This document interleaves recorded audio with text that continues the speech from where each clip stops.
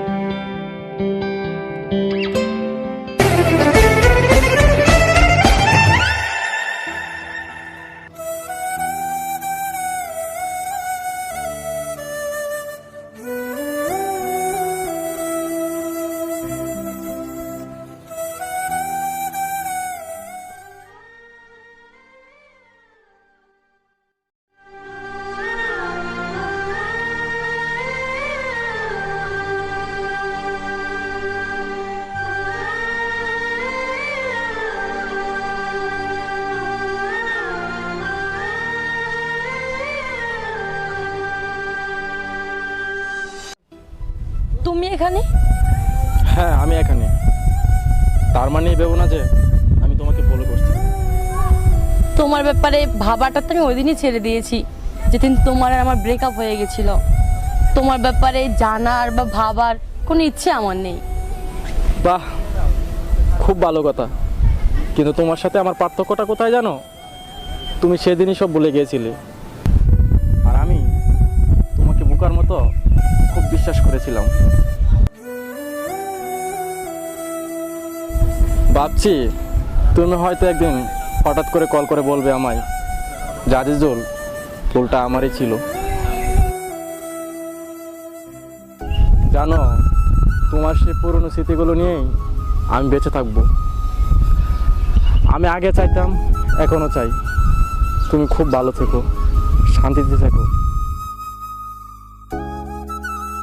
তোমাকে অনেক বলার চেষ্টা করেছি, কিন্তু তোমাকে আমি বলতে পারিনি তোমায়।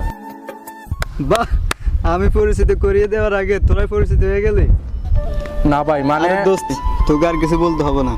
আমি যদি জানতাম তোরা আগে থেকে পরিচিত, তাহলে আমি কখনো রিলেশনশিপে যেতাম না। তুই যে বলতিস সে একদিন ফিরে আসবে, সেটা যে ও, এটা আমি জানতাম না।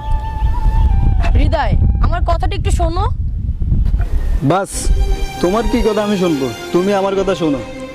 যে মেয়ে আমার নিঃস্বার্থ ভালোবাসাকে অবহেলা করতে পারে, আর যাই হোক, সে কাউকে ভালোবাসতে পারে না। So breakup. প্লিজ আমার কথাটা একটু শোনো হৃদয়। তোমার কি কথা শুনবো আমি? ভাই প্লিজ রাগ করিস না। তুই কার জন্য প্লিজ বলছস? আরে যে তোর সাথে এত বড় বেইমানি করছে তার জন্য।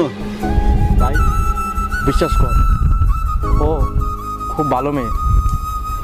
ওর সাথে না আমি সবসময় ঝগড়া করতাম, আমি সবসময় ওর সাথে দেরি করে দেখা করতাম। ওর মায়ের কোনো দোষ নাই রে, সব দোষই আমার। আর সবচেয়ে বড় অপরাধটা আমারই, ওর কোনো দোষ নাই ভাই। তুই তাকে অবহেলা করিস না, আর তুই তাকে ছেড়ে যাস না, অনেক কষ্ট পাবে। ও মেয়ে খুব ভালো, তোর খেয়াল রাখবো, ঠিক আছে? দোয়া করি সবসময় তোরা খুব ভালো থাকিস, খুব ভালো থাকিস, সুখে থাকিস, শান্তিতে থাকিস। কান্দে মন কান্দে রে তোর লাগিয়া, মন কান্দে ভালোবাসিয়া।